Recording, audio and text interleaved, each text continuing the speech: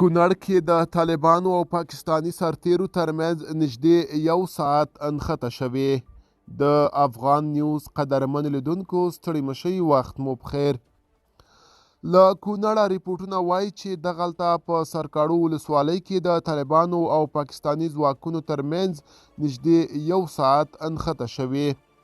په سیمه کې 2 سرچینو BBC پښتو پاڼې ته ویلي نښته هغه مهال پیل شوه چې د پاکستان سرحدي ځواکونو په سیمه کې اغزن تار جوړاوه او طالب ځواکونو یې مخنیوی کړی. تر دې مهاله په دې نښته کې د احتمالي مرګ ژوبلې په اړه څه معلومات نه دي ترلاسه شوي.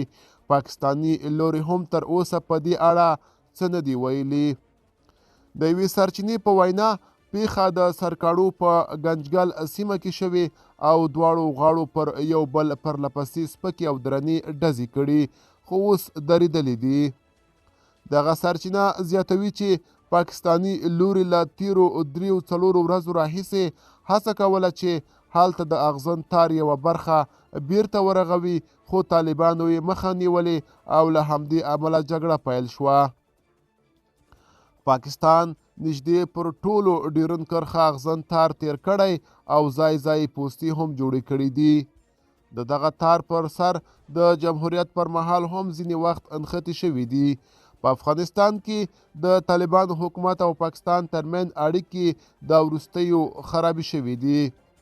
نن 8مه ورځ ده چې پاکستاني چارواکو په تورخم کې د اوښتو لپاره د لوی لاریو موټر چلوونکو ته ویزې شرط کړي او له همدې امله د دواړو هیوادونو ترمنځ سوداګري درېدلې ده.